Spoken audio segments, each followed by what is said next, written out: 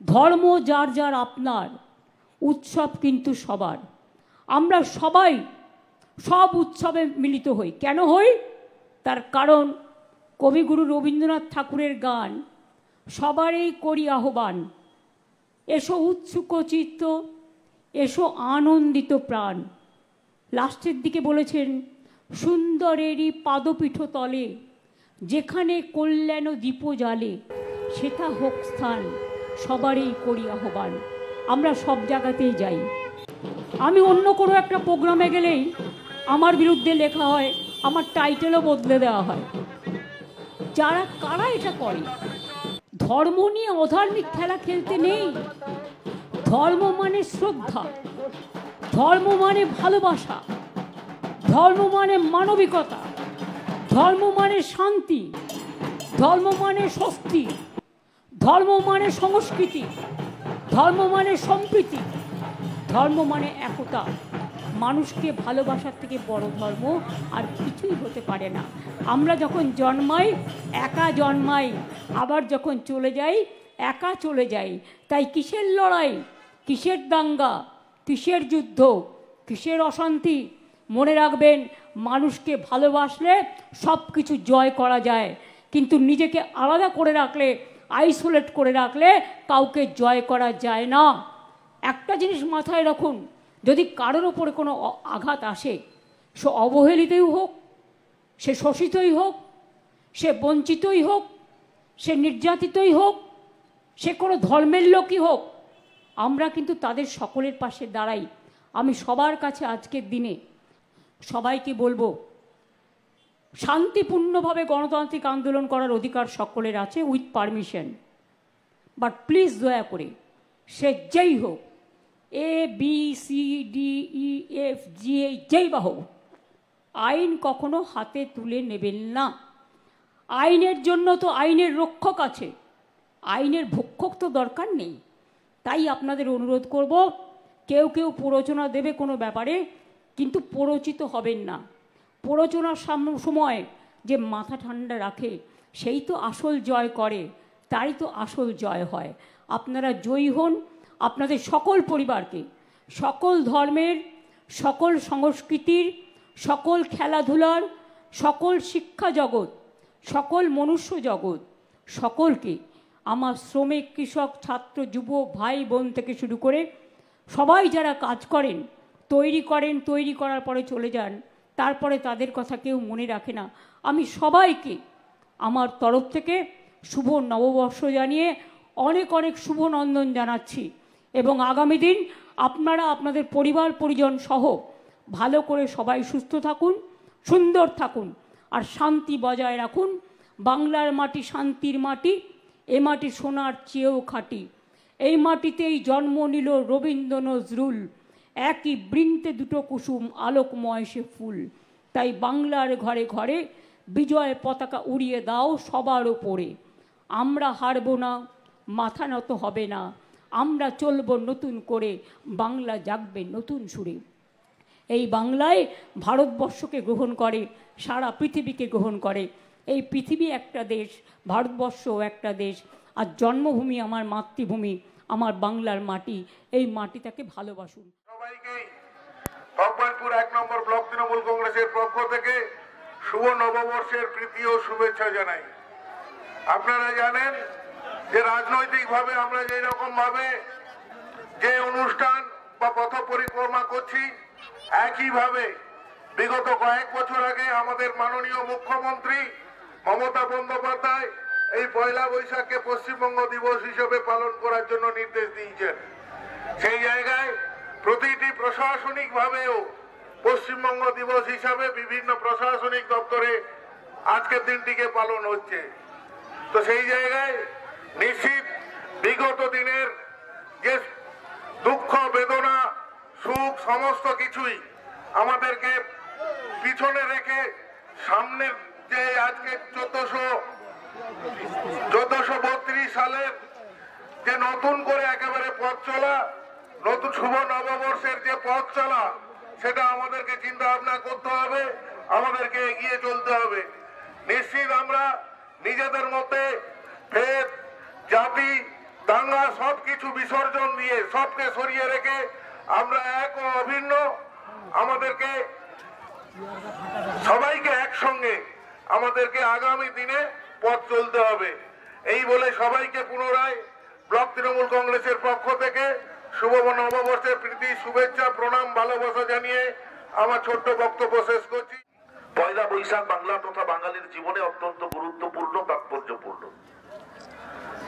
তার কারণ বাংলায় যখন একটি নতুন বছর শুরু হচ্ছে, ওই বছরের প্রথম দিনটি হচ্ছে পয়লা বৈশাখ। এই পয়লা বৈশাখ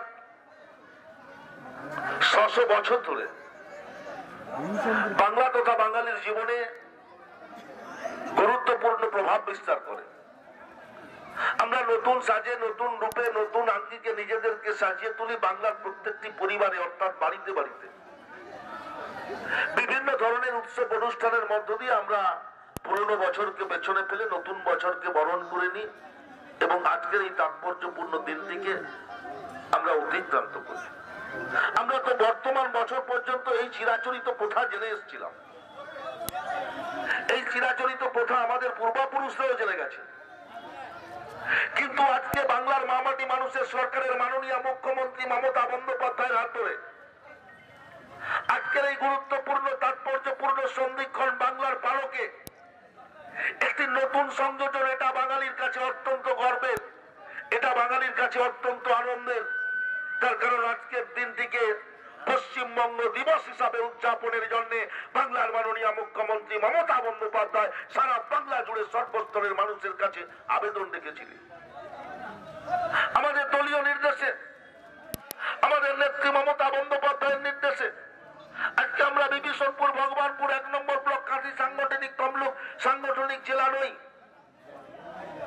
আজকে সারা পশ্চিম বাংলায় সমস্ত গ্রামে, প্রত্যন্ত গ্রামে, গ্রাম থেকে গ্রামান্তর, শহর থেকে শহরতলি, সকলেই বাঙালিরা আজকে অত্যন্ত গর্বের সাথে আড়ম্বরে উদযাপন করছেন পশ্চিমবঙ্গ দিবস।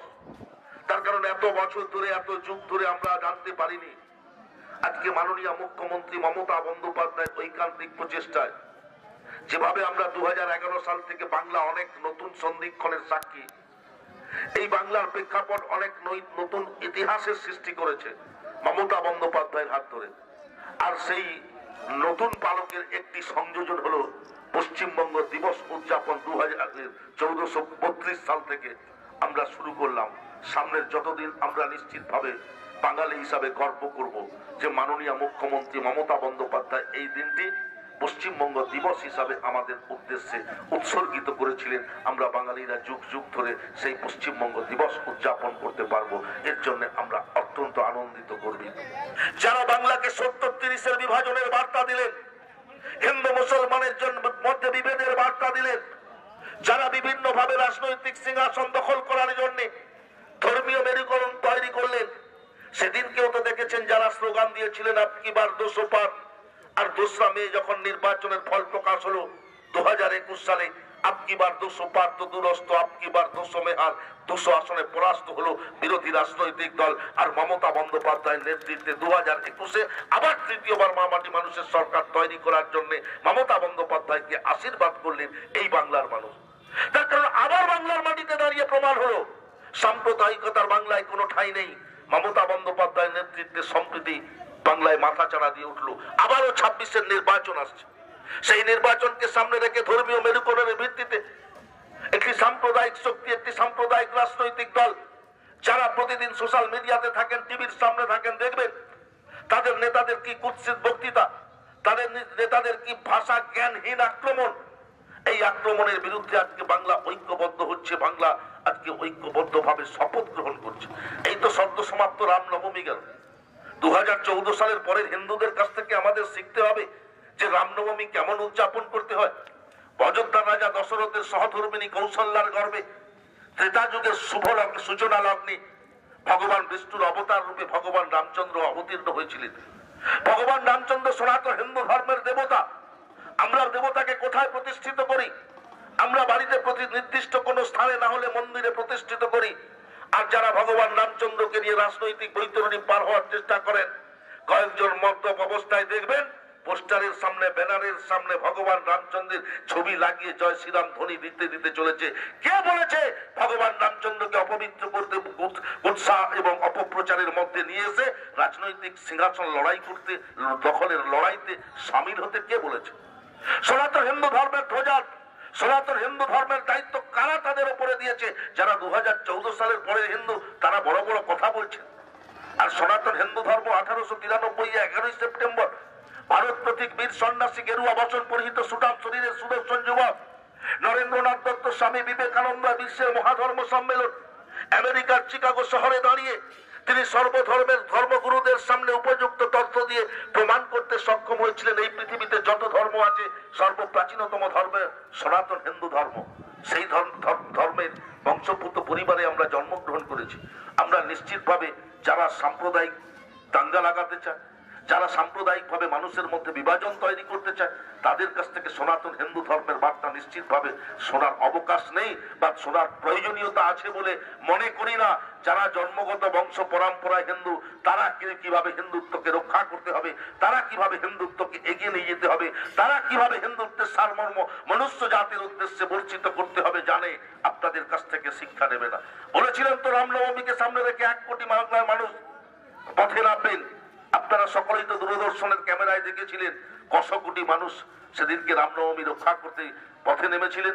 তার কারণ সনাতন হিন্দু ধর্মাবলম্বীদের মানুষদেরকে যতই ধর্মের উৎসুটানি দেন না কেন, আসল সনাতন হিন্দু ধর্মটা কি হিন্দু ধর্মের মানুষজন বোঝেন। মমতা বন্দ্যোপাধ্যায় নিশ্চিতভাবে এই বাংলায় শান্তি শৃঙ্খলা রক্ষা করার জন্য যেভাবে গুরুত্বপূর্ণ ভূমিকা পালন করেন, যেভাবে জঙ্গলমহল জুড়ে মাওবাদীদের বন্দুকের গুলির আওয়াজ শোনা যেত 2011 সালের আগে, মাওবাদীদের বন্দুকের গুলিতে শহীদ নিহত হতো অনেক রাজনৈতিক নেতৃত্ব, অনেক প্রশাসনিক আধিকারিকরা। আজকে কিন্তু 2011 সালের পরে সেই বন্দুকের আওয়াজ, সেই গুলির আওয়াজ কিন্তু কোথাও শোনা যায়নি। শান্ত হয়েছে জঙ্গলমহল, শান্ত হয়েছে পাহাড়, শান্ত হয়েছে সমতল, শান্ত হয়েছে সারা বাংলা। সর্বধর্মের মানুষ ঐক্যবদ্ধভাবে লড়াই করছে। ধর্ম যার যার, উৎসব সবার। মমতা বন্দ্যোপাধ্যায় সেই বার্তা দিয়েছেন।